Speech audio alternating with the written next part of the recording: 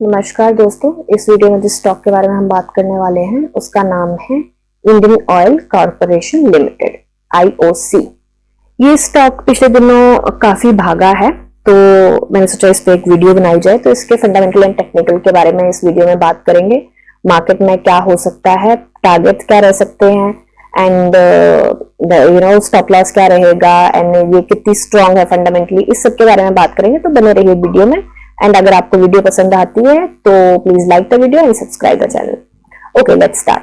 सो ये स्टॉक जो ट्रेड कर रहा है 174 रुपए के प्राइस पे ट्रेड कर रहा है। आज इसने 6.78% का अप मूव दिया है। मार्केट कैप की बात करें तो 2,45,488 करोड़ का मार्केट कैप है एंड 51.5% की इसकी प्रमोटर की होल्डिंग है। फेस वैल्यू जो है वो है 10। तो बेसिकली करता क्या है, तो ये Indian oil corporation limited is a Maharatna company controlled by government of India. तो एक सरकारी है, मतलब गवर्नमेंट का स्टॉक है, तो इस पर भरोसा किया जा सकता है। वैसे गवर्नमेंट के स्टॉक्स अभी काफी भाग रहे हैं, डिपेंड करता है कौन से सेक्टर के। ऑफकोर्स सभी सेक्टर्स के नहीं भाग रहे। तो बेसिकली ये करता क्या है कि ये that has business interest straddling the entire hydrocarbon value chain from refining, pipeline, transportation and marketing of petroleum products to research and development, exploration and production, marketing of natural gas and petrochemicals.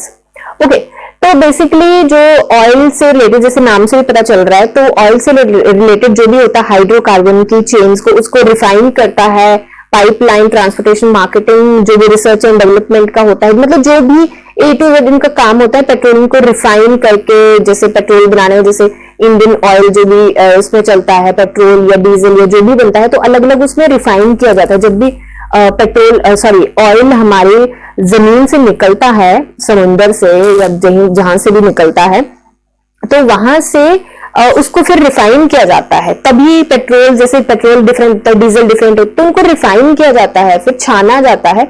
उसके बाद वो उनकी properties को match करके उनको categories में define किया जाता है।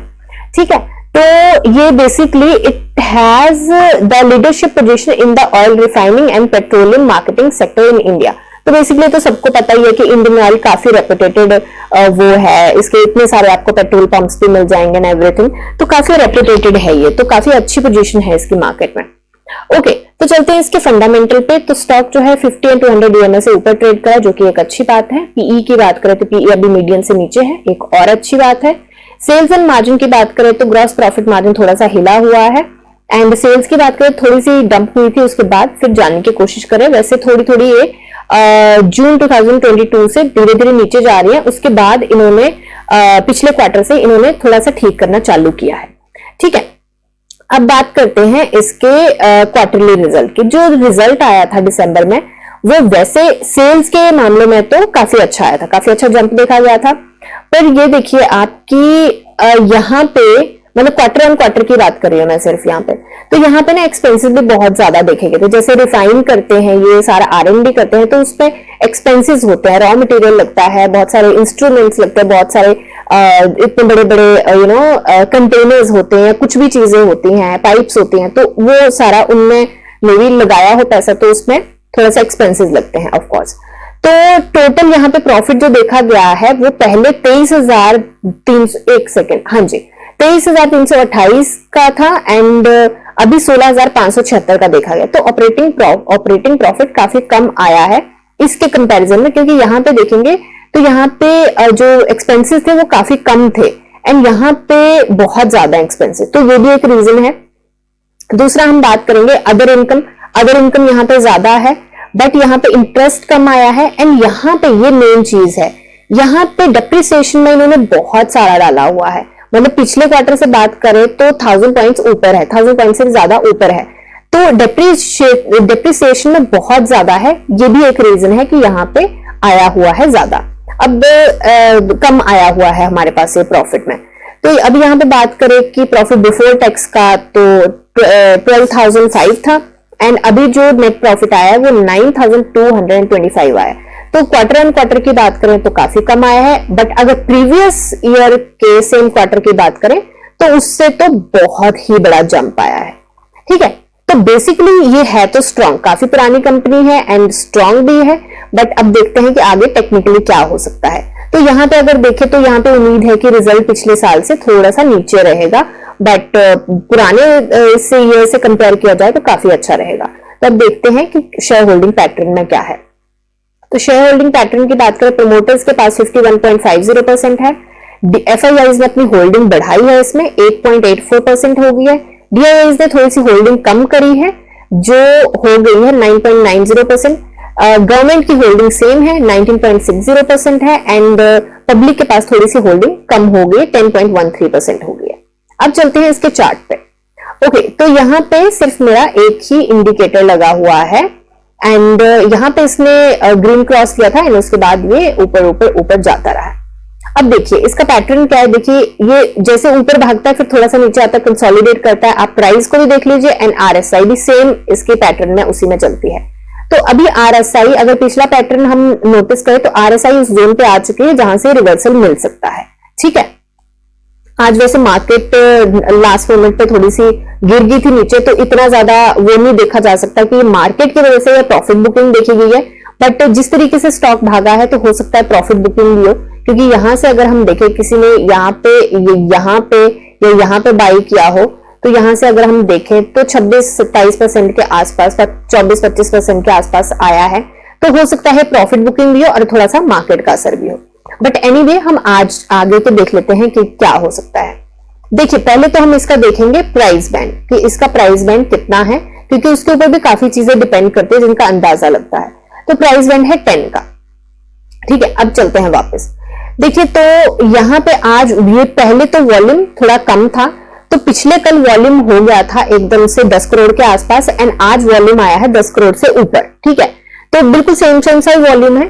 10 करोड़ से नीचे था पहले पिछले दिन एंड फ्राइडे को 10 करोड़ से नीचे था एंड अभी मंडे को 10 करोड़ से ऊपर का वॉल्यूम आया है, तो जो कि काफी अच्छा वॉल्यूम है।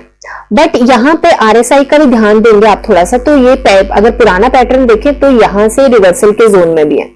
तो अगर फ्रेश एंट्री की बात करूं तो मैं होती तो मैं यहाँ पे फ्रेश एंट्री नहीं लेती। ठीक है, क्योंकि मुझे लगता है अगर ये ऊपर भी गया तो इसमें प्रॉफिट बुकिंग डेफिनेटली देखी जाएगी। ठीक है, और मार्केट अगर नीचे गई कल कहीं बाई चांस होता है ऐसा और इस स्टॉक पे उसका फर्क पड़ता है, तो मुझे लगता है कि इसके आसपास इसका दूसरा ही उठा लिया ये। एनीवे, तो मुझे लगता है इसके आसपास इसका स्ट्रॉन्ग सपोर्ट, बहुत ज्यादा स्ट्रॉन्ग नहीं बट मतलब इमीडिएट सपोर्ट बनता है। अब एक बार देख लेते हैं कि यहां से यहां के प्राइस का कितना परसेंट बनता है। तो ये देखिए 5.25% के आसपास बनता है, तो ये अपना स्टॉप लॉस एक लेके चलिएगा, क्योंकि इससे नीचे अगर गया तो जब ये उठेगा तो उसके बाद थोड़ा सा वक्त लगेगा यहाँ पे जाने को। तो मुझे लगता है कि अगर नीचे गया तो आप यहाँ पे स्टॉप लॉस लेके नीचे जाके खरीद सकते हैं दोबारा से, राइट। तो ये एक चीज है। ओके, तो अब देखिए कल के क्या टारगेट हो सकते हैं। एक बार ना पहले इसका वीक्स पे करके देख लेते हैं कि इसकी पुरानी रेजिस्टेंस और बाकी सब कुछ क्या है। देखिए तो इसकी पुरानी रेजिस्टेंस ये काफी सालों से चलता आ रहा है। तो ये देखिए 1996, ओह माय गॉड, बहुत पुराना है, तब तो मैं छोटी सी थी। एनीवे, तो अभी बात करें तो ये यहाँ पे रेजिस्टेंस तो क्रॉस कर चुका है। ठीक है, जो ये पुरानी रेजिस्टेंस थी वो यहाँ पे थी, तो ये क्रॉस कर चुका है एंड अभी ये इसका सपोर्ट भी बन गया। ठीक है, तो इसीलिए पुरानी रेजिस्टेंस देखनी बड़ी जरूरी होती है। ठीक है, तो अभी ये इसका सपोर्ट भी बन गया, तो अभी इसको हटाते हैं। ये तो हो गया हमारा इमीडिएट सपोर्ट और ये बन गया है हमारा दूसरा सपोर्ट। अगर यहां से यहां का प्राइस बैंड हम चेक कर लें तो 13% के आसपास बनता है, तो मुझे लगता नहीं है कि इससे नीचे जाएगा। बाकी हो सकता है चला भी जाए, पर फिर भी एक स्टॉप लॉस जरूर आप लेके चलिए।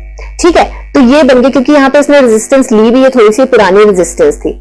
ठीक है, तो ये रेजिस्टेंस अब टूट गई है एंड अभी ये ऑल टाइम हाई पे है, 52 week high and lifetime high बनाया है इसने अभी इस टाइम पे।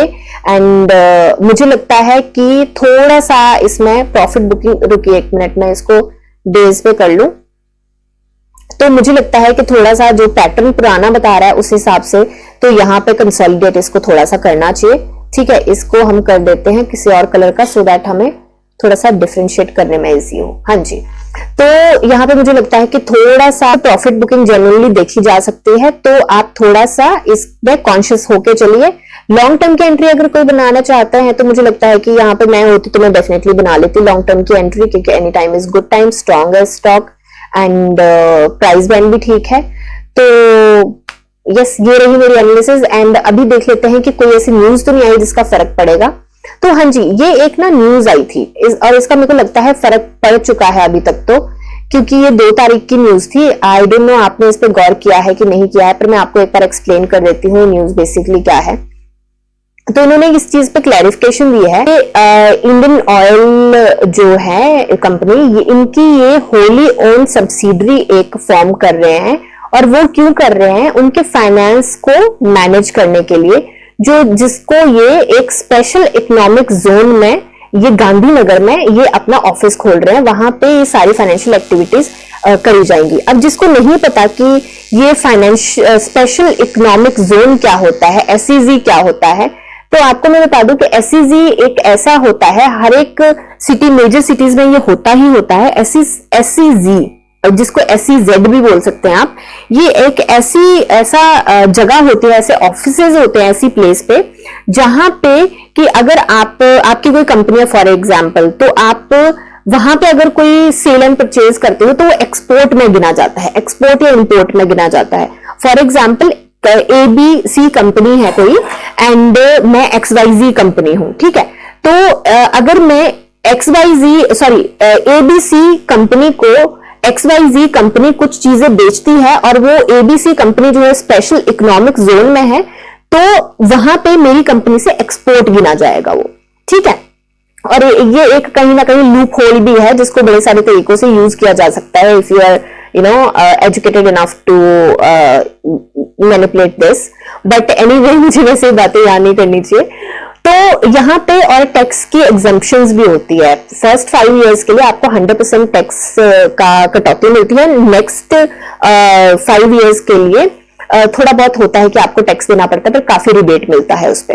तो ये चीज होता है। तो यहाँ पे जो फॉरेन की सारी, back to the topic then again, तो यहाँ पे जो सारी ये फाइनेंशियल एक्टिविटीज को मॉनिटर करने के लिए कंपनी बना रहे हैं एंड उसका नाम है Indian oil global capital management IFSC limited, ठीक है। तो उसके साथ ये they are raising 100 million loan from DBS Singapore. तो DBS सिंगापुर की कंपनी है, उसके साथ ये 100 मिलियन का लोन कर रहे हैं। उनको उन्होंने किया है कि हाँ हमें 100 मिलियन का लोन चाहिए किसी चीज के लिए, तो उनके साथ मिलके ये सारा चीजें कर रहे हैं। तो अब देखिए, इस न्यूज का वैसे फर्क पड़ चुका है मार्केट में पहले ही, ठीक है। तो मुझे लगता नहीं है कि अब उस न्यूज का ये जो फर्क पड़ना था वो पड़ चुका है। देखिए 2 को ये भाग गया एंड 5 को ये भाग गया। अब अगर भागेगा तो थोड़ी सी प्रॉफिट बुकिंग देखी जा सकती है। तो बेसिकली इन ऑल कंक्लूजन की बात ये है कि आप थोड़ा सा कॉन्शियस होकर चलिए, क्योंकि यहाँ पे फ्रेश एंट्री अगर मैं होती तो मैं नहीं बनाती, ठीक है। लॉन्ग टर्म की तो बनाई जा सकती, शॉर्ट टर्म की नहीं। Rest no buy sell and hold recommendation. आप खुद अपने एनालिसिस करिए, जानिए समझिए पढ़िए और फिर इन्वेस्ट करिए। Thank you and happy investing.